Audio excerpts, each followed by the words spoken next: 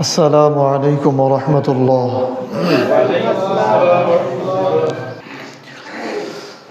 إن الحمد لله نحمده ونستعينه. من يهده الله فلا مضل له ومن يضلل فلا هادي له. أشهد أن لا إله إلا الله وحده لا شريك له وأشهد أن محمدًا عبده ورسوله. أما بعد فإن خير الحديث كتاب الله وخير الهدي هدي محمد صلى الله عليه وسلم وشر الأمور محدثاتها وكل بدعة ضلالة وكل ضلالة في النار. মহান আল্লাহ সুবহানাহু ওয়া তাআলার দরবারে শুকরিয়া আদায় করছি। আল্লাহ রাব্বুল আলামিন আমাদের সকলকে দুনিয়ার যাবতীয় ব্যস্ততা দূরে ঠেলে দিয়ে শয়তানের যাবতীয় তৎপরতা ছিন্ন করে যথাসময়ে দূর দূরান্ত থেকে একত্রিত হয়ে মহান আল্লাহ রাব্বুল আলামিনের ডাকে সাড়া দিয়ে জুমার সালাত আদায় করতে আসার তৌফিক দান করেছেন। এই জন্য সেই আল্লাহ তাআলার আলিশান দরবারে শুকরিয়া আদায় করে পড়ছি আলহামদুলিল্লাহ। প্রিয় হাজিরিন, আজকের খুতবার আলোচ্য বিষয় প্রচলিত শাসন ব্যবস্থা ও ইসলামী শাসন ব্যবস্থার পার্থক্য। আজকের খুতবার আলোচ্য বিষয় প্রচলিত শাসন ব্যবস্থা ও ইসলামী শাসন ব্যবস্থার মধ্যে পার্থক্য। আমাদের আলোচনার একটি বিশেষ উদ্দেশ্য রয়েছে, তা হলো আমরা আপামর জনতার সামনে ইসলামী শাসন ব্যবস্থার যে রূপরেখা, ইসলামী শাসন ব্যবস্থার যে সুফলগুলি রয়েছে সেটি আমরা মানুষের কাছে উপস্থাপন করতে চাই এবং প্রচলিত যে শাসন ব্যবস্থা রয়েছে এই শাসন ব্যবস্থার যে অসারতা, এই শাসন ব্যবস্থার যে কুফলগুলি রয়েছে সেটা আমরা মানুষের সামনে তুলে ধরতে চাই। কারণ হচ্ছে, আমরা যদি শুধু বাংলাদেশকে ধরি তো বাংলাদেশে সাধারণত স্বভাবতই বলা হয় 90% মুসলিম এখানে বসবাস করে। 100 জনের মধ্যে 90 জন বা কোনো কোনো ক্ষেত্রে বলা হয় 98 জন মুসলিম বসবাস করে। কিন্তু দুঃখজনক হলো, ইসলামী শাসন প্রতিষ্ঠিত হোক বা খেলাফত প্রতিষ্ঠিত হোক, এই চাওয়ার সংখ্যাটা খুবই কম। আমরা বিভিন্ন সময়ের জরিপে দেখেছি যে মাত্র 12% লোক, 12% লোক, শতকরা 12 জন, এরা বিভিন্ন ইসলামিক রাজনৈতিক দল সমর্থন করে। বাংলাদেশে অসংখ্য রাজনৈতিক দল রয়েছে, তার মধ্যে ইসলামী রাজনৈতিক দলও অনেকগুলো রয়েছে। তো ইসলামিক রাজনৈতিক দল যেগুলি আছে তাদের যেভাবেই হোক না কেন, যে পদ্ধতি যে ওয়েই হোক না কেন, সবার উদ্দেশ্য এটাই যে একসময় তারা ইসলামিক শাসন প্রতিষ্ঠিত করবে, ইসলামিক আইন প্রতিষ্ঠিত করবে, খেলাফত প্রতিষ্ঠিত করবে, এইরকম চিন্তা চেতনা নিয়েই পথ চলা, ঠিক কি না?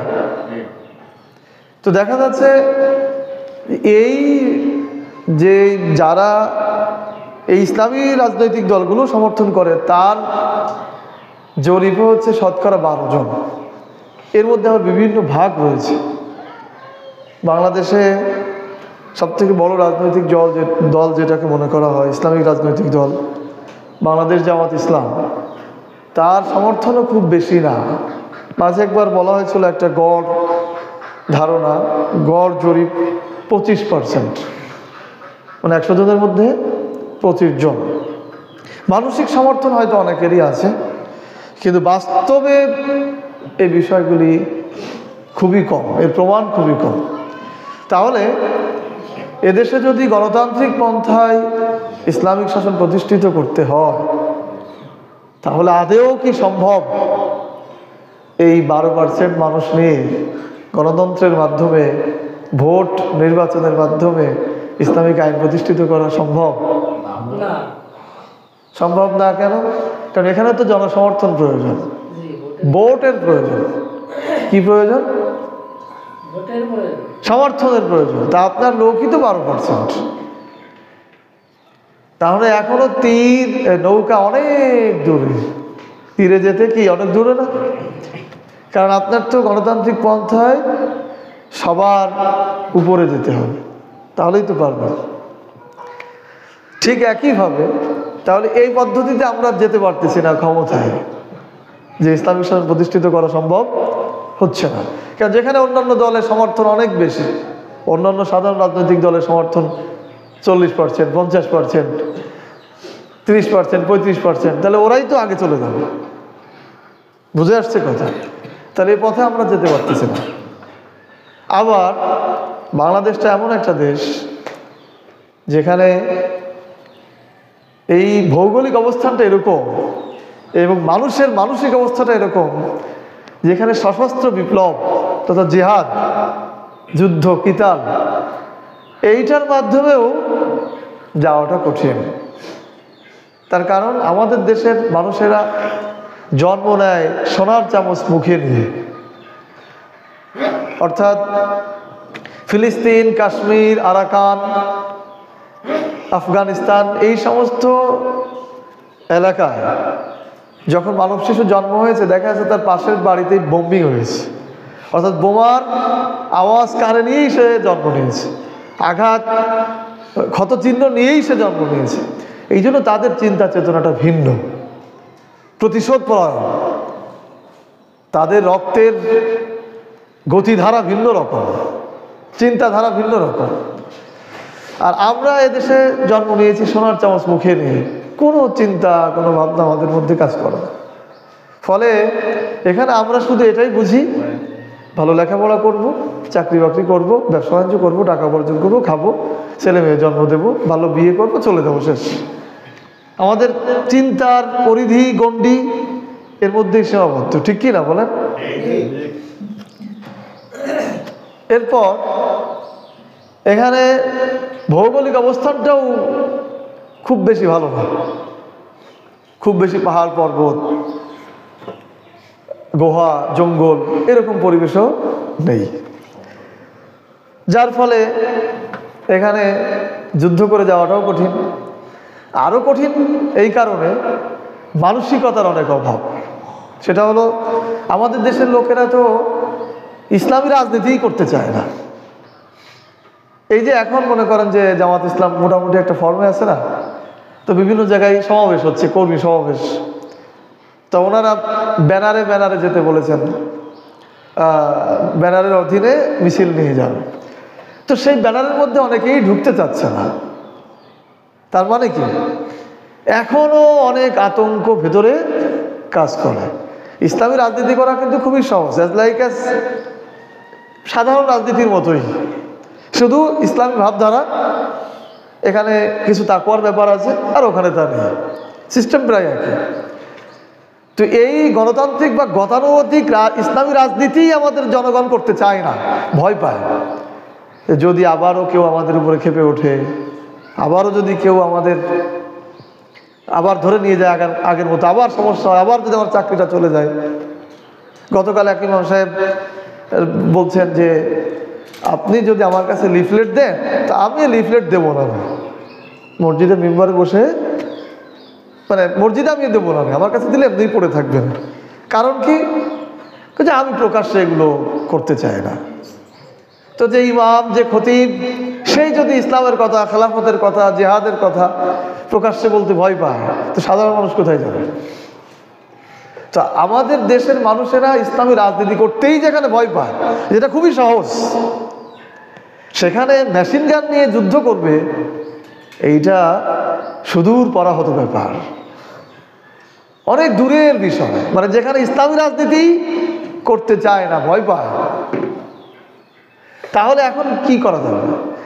গণতান্ত্রিক পদ্ধতিতেও হচ্ছে না, জনসমর্থনে আমরা অনেক পেছনে, বিপ্লবের মাধ্যমেও হচ্ছে না, তাহলে করণীয়টা কি? এদিকে আল্লাহ তাআলা মুসলিমদেরকে বলেছেন যেখানে মুসলিম অধ্যুষিত এলাকা, আমাদের দেশ যে মুসলিম অধ্যুষিত এলাকা, এটা তো অস্বীকার করার কোনো সুযোগ নেই, আছে? যেহেতু অধিকাংশ মুসলিম বসবাস করে, সেখানে তোমাদের দিন প্রতিষ্ঠিত করতে হবে, আল্লাহর আইন প্রতিষ্ঠিত করতে হবে। এদিকে বাস্তবতায় দেখতেছি হচ্ছে না, আবার ওদিকে আল্লাহ বলছেন করতে হবে। তাহলে কি করা যাবে এখন? কথা কি মাথার মধ্যে বোঝা যায়? কিছু তো একটা করতে হবে। এখন এই যে আমি যেভাবে সমাধানটা টেনে দিলাম, এটা আমার তো ক্ষুদ্র ব্রেন, আমি দেখতেছি যে না, হচ্ছে না। কিন্তু আসলে দিনটা মূলত আল্লাহর, তার জ্ঞান অনেক বেশি। তিনি জানেন যে আসলে হবে কি হবে না। আমাদের দায়িত্ব ছিল শুধু করা, হওয়ার দায়িত্বটা ছিল কার? আল্লাহর। কিন্তু আমরা সেই করার ক্ষেত্রেই যেতে পারতেছি না, হওয়া তো পরের কথা। আমরা আমাদের যে দায়িত্বটুকু করব, এই করার ক্ষেত্রেই আমরা যেতে যাচ্ছি না। আমি সেদিন কোথায় যেন উদাহরণ দিচ্ছিলাম যে কি এক দৌড় আছে, 500 মিটার বা 200 মিটার দৌড় হয় না? তো একজনের পরে ওর পক্ষ হয়ে আর একজন দৌড়ায়, হ্যাঁ? তো সিস্টেমটা হলো যে যে প্রথমে দৌড়ায় আসতেছে সে খুব ফোর্সে আসতেছে, কষ্ট হয়ে গেছে প্রচুর, একটা নির্দিষ্ট জায়গায় আর একজন এরকম হাত বাড়াইয়ে দাঁড়ায় আছে, তাই না? কোনো রকম এসে যদি ওর হাতে একটু টাচ দিতে পারলেই ও এখানে থেমে যাবে, বাকিজন কি দৌড়ানো শুরু করবে। মানে শুধু হাতে এসে কি করতে হবে? একটু টাচ দিতে হবে। তো এখন আল্লাহ তাআলা এরকম অবস্থায় আছেন যে আমাদের কাজটা কোনো রকম তারপর কাজ পর্যন্ত নিতে পারলেই কি হবে? পরবর্তী কার্যক্রম শুরু হবে। আমাদের তো সেই পর্যন্ত যেতে হবে, আমরা সেই পর্যন্ত যেতেও রাজি নেই। তো যেটা বলছিলাম যে আমরা যদিও বলছি হবে না, কিন্তু বাস্তবে হওয়া না হওয়া এটা কে ভালো জানেন? কে ভালো জানেন বলেন? আমরা অনেকেই বলেছিলাম আফগানিস্তানে সম্ভব না, হয়েছে না? অনেকেই বলেছিলাম সিরিয়ায়ও সম্ভব না, হচ্ছে না? আরো অনেক জায়গায় এরকম হবে, হচ্ছে। আমাদের বাংলাদেশেও একদিন কি হবে ইনশাআল্লাহ। আমাদের তো সেই কাজটা করা দরকার, ঠিক কি না বলেন? কারণ সব পথ বন্ধ, ভৌগোলিক অবস্থান সমস্ত পথ বন্ধ, কিন্তু আল্লাহর রহমত, দয়া, ফেরেশতা আসার পথ কিন্তু খোলা, ঠিক কিনা বলেন? আকাশকে কেউ সীসা ঢালা প্রাচীর দিয়ে কি ঢেকে দিতে পারবে যে এই পথ বন্ধ করে দিলাম? সম্ভব হবে? হবে। তাহলে আমাদেরকে আল্লাহর পথটা খোলা রেখেই কি সামনে অগ্রসর হওয়ার চেষ্টা করতে হবে। আল্লাহ তাআলা আমাদেরকে তৌফিক দান করুন, আমিন। আমাদের বিশেষ একটা করণীয় কাজ আছে, যেটা শেষে বললে হয়তো আপনারা বুঝতে পারবেন না, এজন্য আগেই বলে নিচ্ছি। বিশেষ একটা করণীয় কাজ হচ্ছে এই যে এখন 12% লোক সমর্থক আছে না, ইসলামিক শাসন চায় কয় পার্সেন্ট লোক? 12% লোক চায়, মানে 100 জনের মধ্যে 12 জন। তা এই যে আরো যারা এই 88% লোক যে চায় না, তাদের নিকট এই ইসলামিক শাসন ব্যবস্থার সুফল, এই খেলাফত ব্যবস্থার সুফল, এইটার প্রয়োজনীয়তা, এইটার গুরুত্ব, এইটা বোঝানোর দায়িত্ব হচ্ছে এই 12% লোকের। তাহলে এই 12%-এর মধ্যে আপনারাও আছেন কিনা, বা ইমাম খতিবরা আছেন কিনা বলেন? তাহলে এই দায়িত্বটা আমাদেরকে বেশি পালন করতে হবে। কিন্তু দুঃখজনক হলো আমরা ওখান এই কাজ থেকেও অনেক দূরে। আমাদেরকে জোরে জোরে বোঝাতে হবে যে ইসলামী শাসন ব্যবস্থা এই, প্রচলিত শাসন ব্যবস্থা এই, ইসলামী শাসন ব্যবস্থার ভালো দিকগুলো এই, প্রচলিত শাসন ব্যবস্থার খারাপ দিকগুলো এই সমস্যা ওখানে আছে, এই সমস্যা, এই ভালো দিকটা এখানে আছে। এভাবে যদি আপনি বোঝাতে পারেন তাহলে এই ক্রমান্বয়ে সমর্থনটা কি বাড়বে, ক্রমান্বয়ে সমর্থনটা বাড়বে। তা আমরা এই কাজটুকু করতেও রাজি নেই। এই কাজটা যদি আপনারা করতে পারেন তাহলে এই সমর্থনটাও যদি বাড়ে। আজকে যদি 50% মুসলিম যদি ইসলামিক শাসন চায়, তাহলে ক্ষমতা প্রায় সমপর্যায়ে চলে আসবে না? আমরা অনেকেই মনে করতেছি যে এবার বুঝি ইসলামের বিজয় হয়ে যাবে। বাস্তবে এটা এখন অনেক দূরের ব্যাপার। এই বাস্তবতা সেরকম হওয়ানোর জন্য আমাদেরকে কি করতে হবে? কাজ করতে হবে। তো যাই হোক, আমাদেরকে মূলত অন্যদের সামনে উপস্থাপন করতে হবে নিজের এ ব্যাপারে জ্ঞান রাখতে হবে।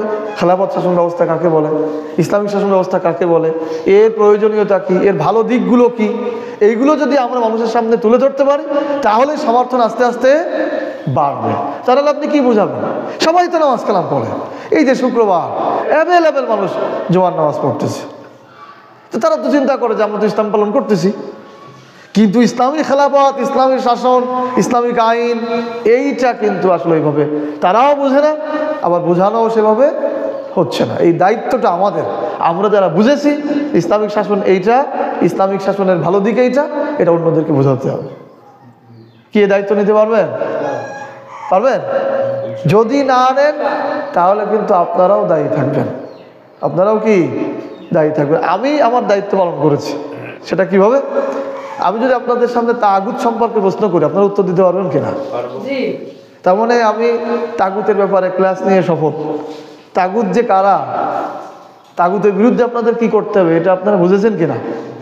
এরপর ইসলামী শাসন ব্যবস্থা, খেলাফত ব্যবস্থা কাকে বলে, এর উপকারিতা বা এর প্রয়োজনীয়তা কতটুকু কি এটা আপনারা বোঝেন কিনা? কোরআন কি শুধু সওয়াবের গ্রন্থ না আইন গ্রন্থ, এটা বললে আপনারা কি বলবেন? তার মানে আমি যে সমস্ত মৌলিক দিকগুলো রয়েছে সেগুলো আমি আপনাদের সামনে কি উপস্থাপন করতে পেরেছি, আলহামদুলিল্লাহ। কাজে এখন তো যদি না আসি তো অন্তত আমার দায়িত্বটাও কি পালন হয়ে গেছে না? কাজেই আমি আমার দায়িত্ব পালন করেছি দীর্ঘদিন ধরে বিষয়ে বক্তব্য দিয়ে, বাকিটা এখন আপনাদের। আপনারা যেমন বুঝেছেন অন্যদেরকে যদি এটা না বুঝান তাহলে আপনারা দায়ী থাকবেন। আমার দায়িত্ব আমি কি পালন করেছি? কি আমার দায়িত্ব পালন করিনি আমি? সবাই বললেন না তো? আমার দায়িত্বকে আমি পালন করেছি, বলেন মাশাআল্লাহ, জাযাকাল্লাহ খাইর। অন্তত এক জায়গা থেকে তো মুক্ত হলাম, তাই না? যে এই আমার যেখানে দায়িত্ব ছিল সেখানে আমি আল্লাহর সার্বভৌমত্ব, আল্লাহর একত্ববাদ, আল্লাহর আইন, আল্লাহর মুলুকিয়াত, এই বিষয়গুলো যথাযথভাবে উপস্থাপন করার চেষ্টা করেছি, আলহামদুলিল্লাহ। প্রিয় হাজিরিন, আমরা যে আলোচনার বিষয় ছিলাম প্রচলিত শাসন ব্যবস্থা ও ইসলামী শাসন ব্যবস্থার পার্থক্য, প্রচলিত শাসন ব্যবস্থা ও ইসলামী শাসন ব্যবস্থার পরিচয়। প্রচলিত শাসন ব্যবস্থা হচ্ছে এই যে আমাদের দেশে যেভাবে শাসন ব্যবস্থা চলতেছে এইটাই প্রচলিত শাসন ব্যবস্থা, অর্থাৎ গণতান্ত্রিক নিয়মে, ব্রিটিশদের আইনে বা আমাদের নিজেদের তৈরি করা আইনে যেভাবে রাষ্ট্র পরিচালিত হচ্ছে এটাকেই প্রচলিত শাসন ব্যবস্থা বলা হয়। আর ইসলামী শাসন ব্যবস্থা মানে কি? ইসলামী শাসন ব্যবস্থা মানে হচ্ছে ইসলামিক নিয়মে তথা আল্লাহর আইনে রাষ্ট্রকার্য পরিচালনা করা বা রাষ্ট্র শাসন পরিচালনা করাই হচ্ছে ইসলামী শাসন ব্যবস্থা। এর আর এক নাম হচ্ছে খেলাফত শাসন ব্যবস্থা। আর এক নাম কি? খেলাফত শাসন ব্যবস্থা। তাহলে খেলাফত শাসন ব্যবস্থা আর ইসলামিক শাসন ব্যবস্থা একই অর্থে ব্যবহৃত হয়। তাহলে আমরা কি বুঝতে পারলাম? প্রচলিত শাসন ব্যবস্থা হচ্ছে আমাদের দেশে যেই শাসন ব্যবস্থা চলতেছে গণতান্ত্রিক নিয়মে, ব্রিটিশি আইনে বা আমাদের তৈরি করা আইনে, এটাই হচ্ছে কি প্রচলিত শাসন ব্যবস্থা। আর ইসলামিক শাসন ব্যবস্থা বা খেলাফত শাসন ব্যবস্থা হচ্ছে আল্লাহর আইনে, ইসলামিক নিয়মে যেই রাষ্ট্রকার্য বা শাসন কার্য পরিচালনা হয় সেটাই হচ্ছে ইসলামী শাসন ব্যবস্থা। প্রিয় হাজিরিন, প্রচলিত শাসন ব্যবস্থা ও ইসলামী শাসন ব্যবস্থার মধ্যে পার্থক্যটা কি? পার্থক্য সম্পর্কে আমরা জানব। প্রচলিত শাসন ব্যবস্থা মানুষের আইনে পরিচালিত হয়, আর ইসলামিক শাসন ব্যবস্থা আল্লাহর আইনে পরিচালিত হয়। প্রচলিত শাসন ব্যবস্থা মানুষের আইনে পরিচালিত হয়, আর ইসলামিক শাসন ব্যবস্থা আল্লাহর আইনে পরিচালিত হয়। প্রচলিত শাসন ব্যবস্থায় দারিদ্র্য বিমোচনে সুদ বা ঋণ দেওয়া হয়, আর ইসলামিক শাসন ব্যবস্থায় দারিদ্র্য বিমোচনে জাকাত দেওয়া হয়।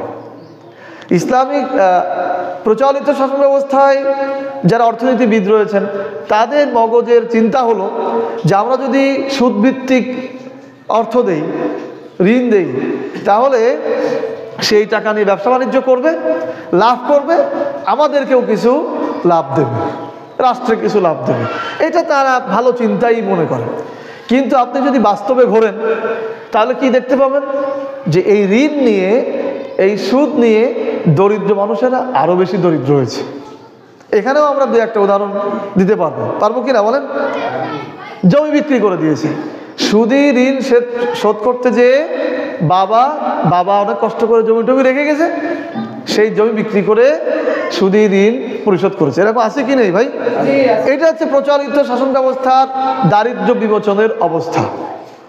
আর ইসলামিক শাসন ব্যবস্থা কি চিন্তা করেছে, যারা দরিদ্র মানুষ তাদেরকে বিনা সুদে বিনা ফেরতযোগ্য অবস্থায় জাকাত দেবে, এবং এই জাকাত 100-200 টাকা না, শাড়ি লুঙ্গিও না।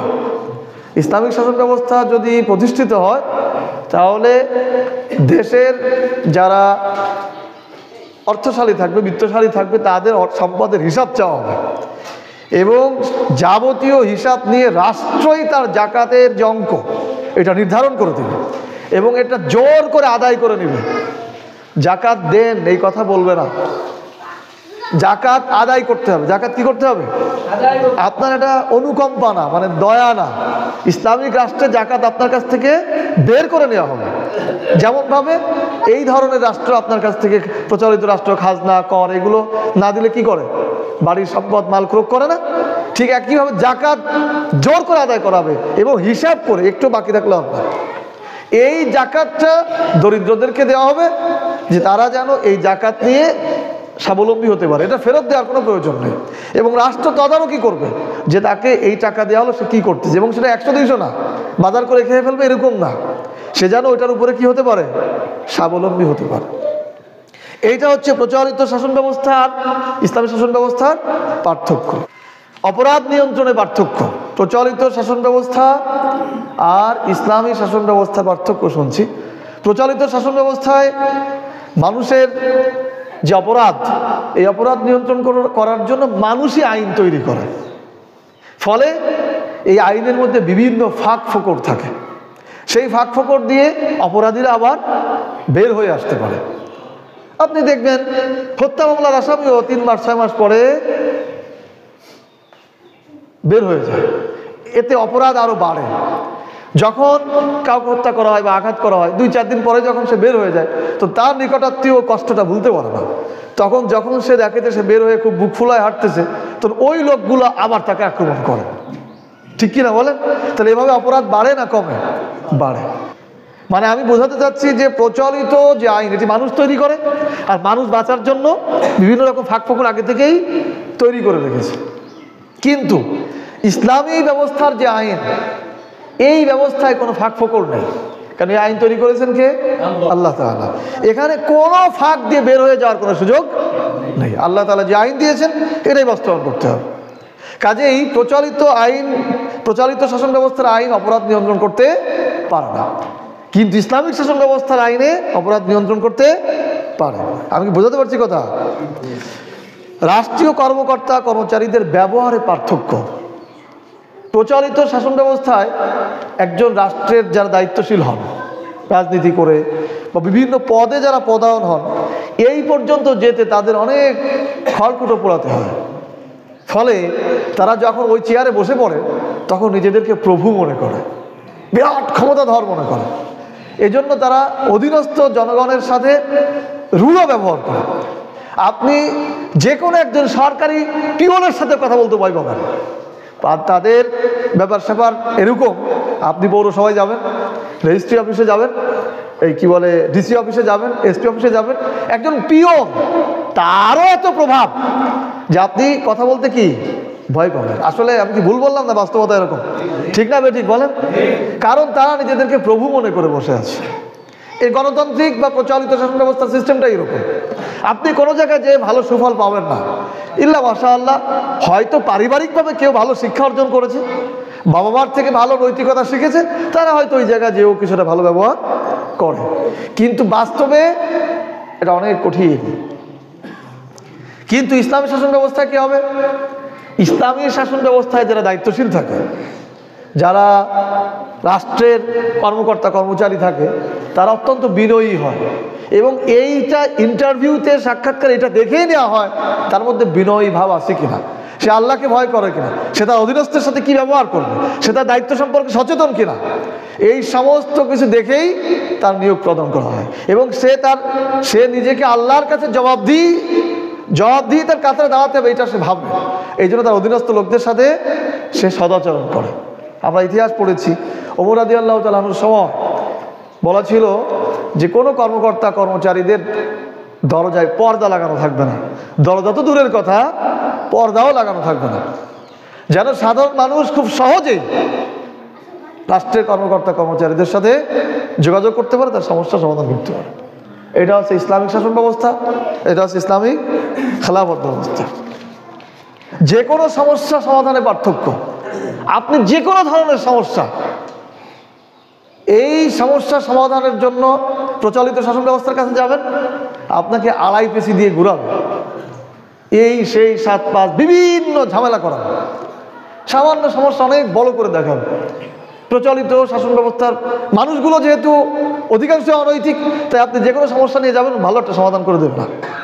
কিন্তু আপনি ইসলামিক খেলাফতের আমলে, খেলাফত শাসনে বা ইসলামিক শাসন ব্যবস্থার অধীনে যে কোনো সমস্যায় আপনি যথাযথ সমাধান পাবেন।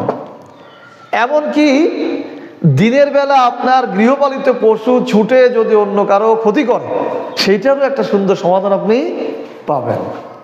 আপনার মনে করেন একটা মেয়ে যে কোনো কারণে বিধবা হয়েছে, 10 বছর 12 বছর বাড়িতে পড়ে আছে, রাষ্ট্র কিন্তু এক্ষেত্রে কোনো খোঁজখবর নেবে না।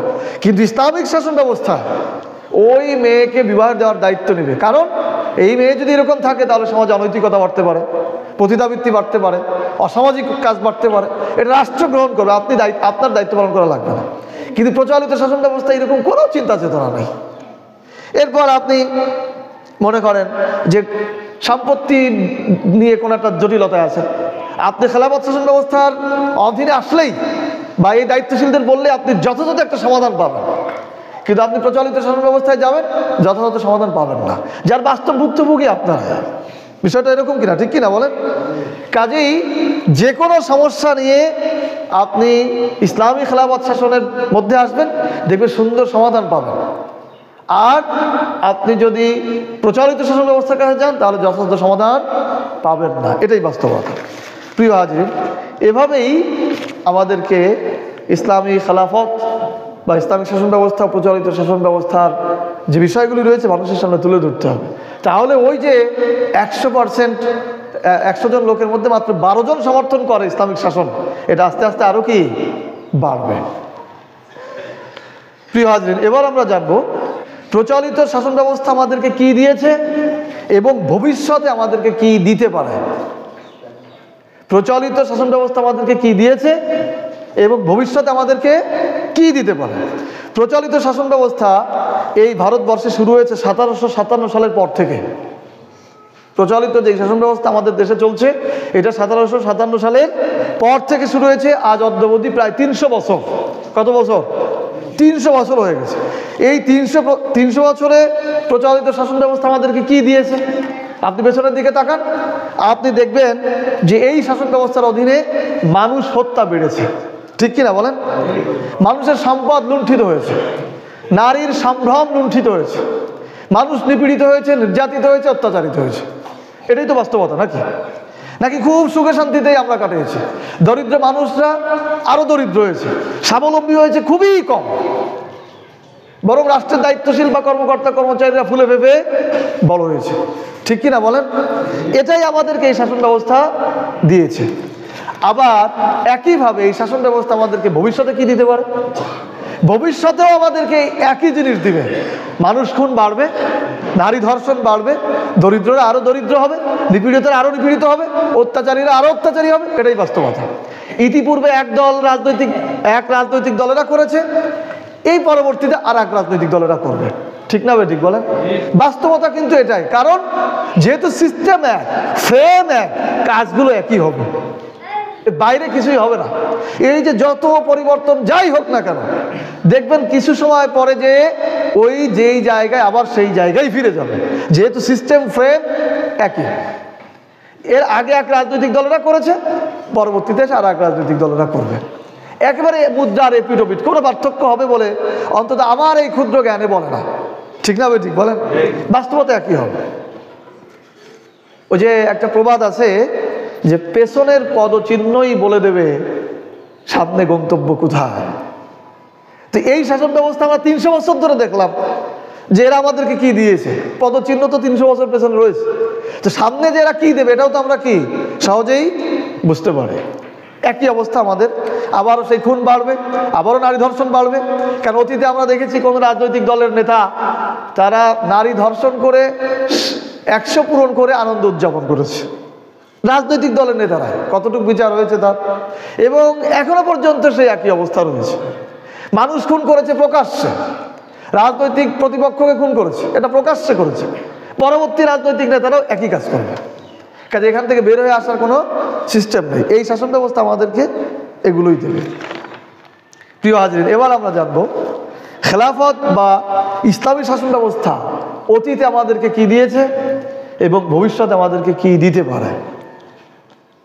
খেলাফত বা ইসলামী শাসন ব্যবস্থা অতীতে আমাদেরকে কি দিয়েছে এবং ভবিষ্যতে আমাদেরকে কি দিতে পারে।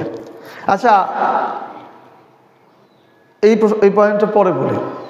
এই যে আপনারা, আমি কিন্তু আগামী জুমা থেকে কয়েক জুমায় হয়তো আসবো না, ঠিক আছে?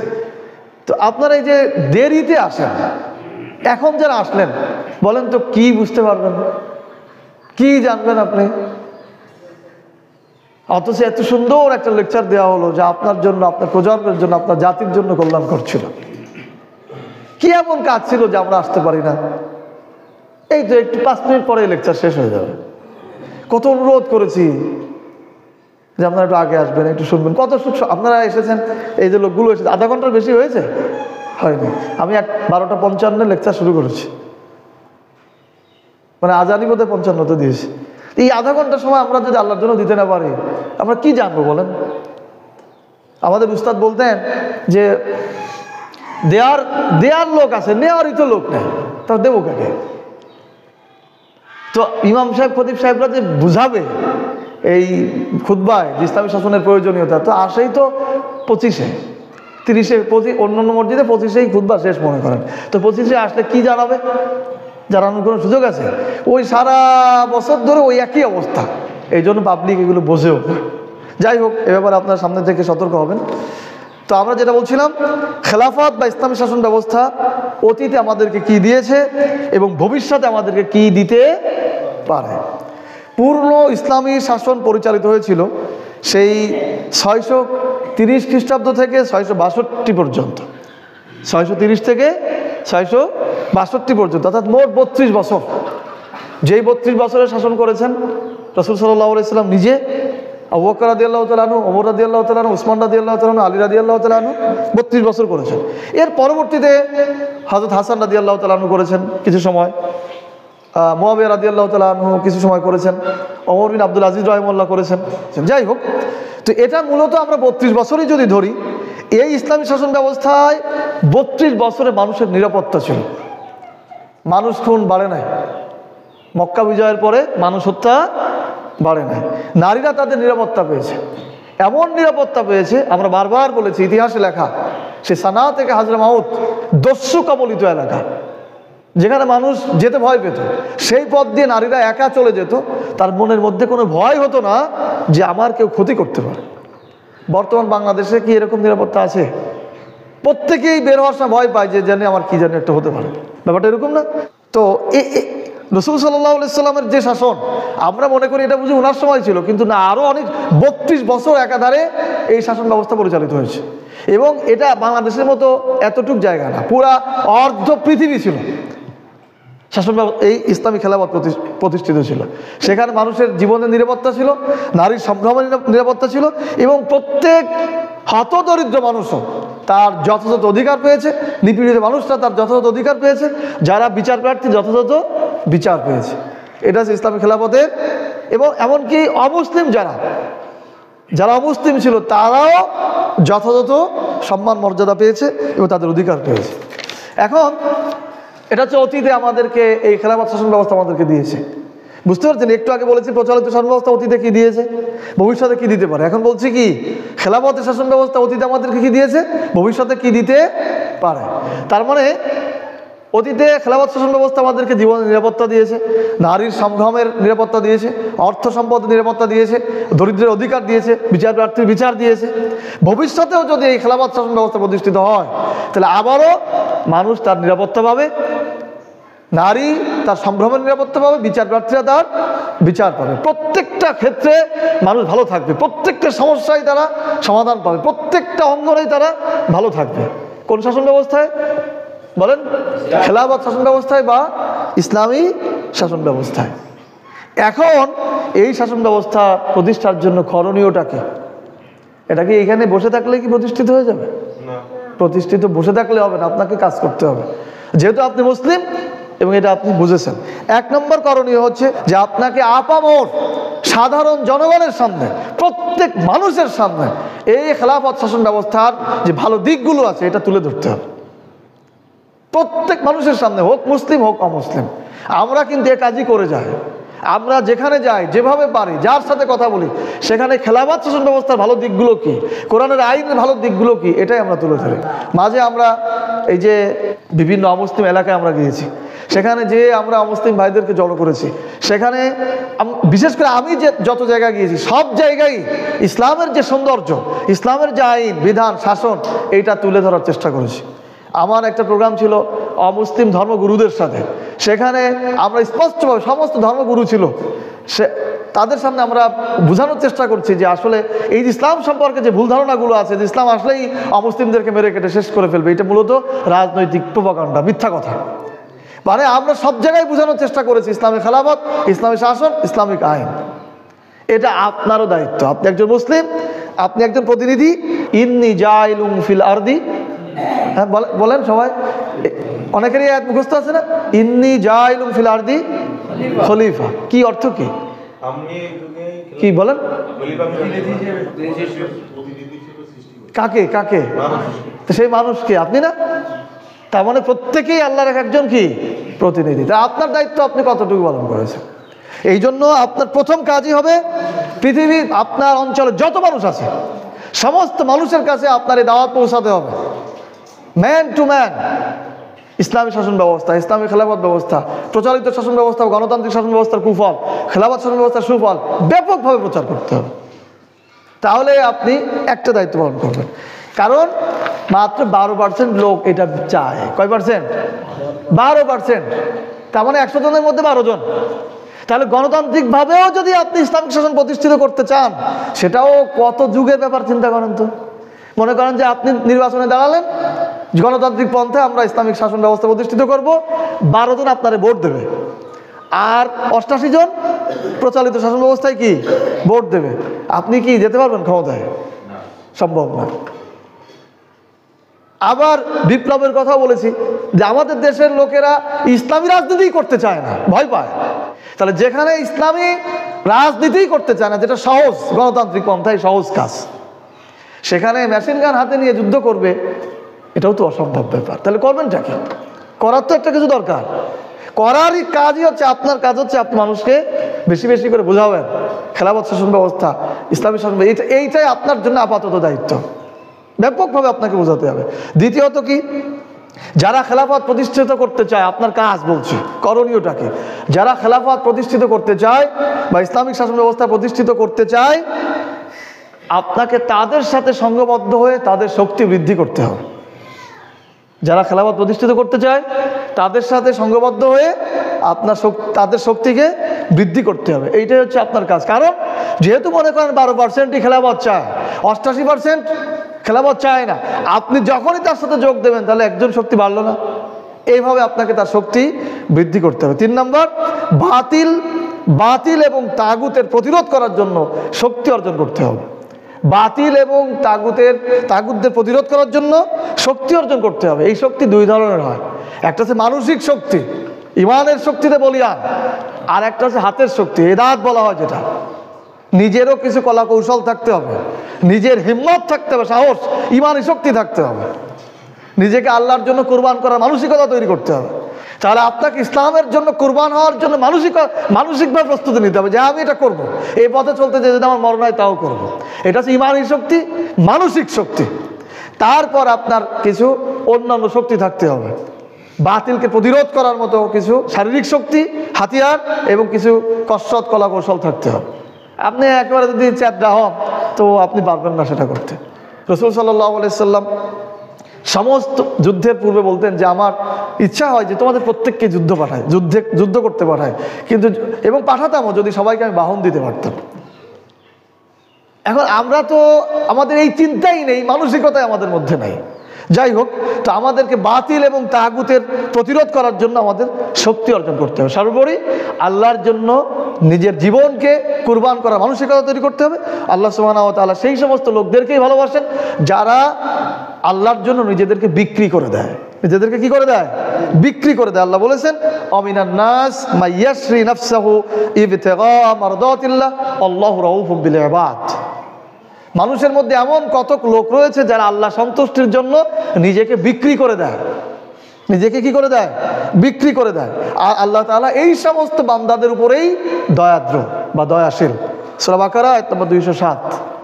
অর্থাৎ নিজেকে আল্লাহর জন্য বিক্রি করে দিতে হবে।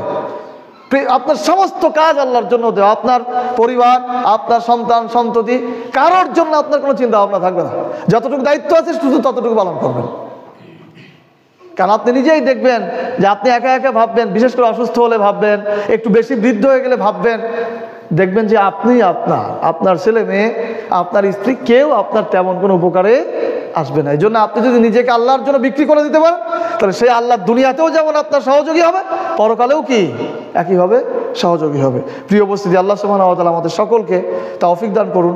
আমরা যেন প্রত্যেক মানুষের কাছে খেলাফত শাসন ব্যবস্থা এবং প্রচলিত শাসন ব্যবস্থার পার্থক্য তুলে ধরতে পারি এবং মানুষদেরকে ইসলামের দিকে, ইসলামী শাসন ব্যবস্থার দিকে আহ্বান করতে পারি। আল্লাহ তাআলা আমাদেরকে সেই তৌফিক দান করুন। আমিন। সুবহানাকাল্লাহুম্মা ওয়া বিহামদিক আশহাদু আল্লা ইলাহা ইল্লা আনতা আস্তাগফিরুকা ওয়া আতুবু ইলাইক।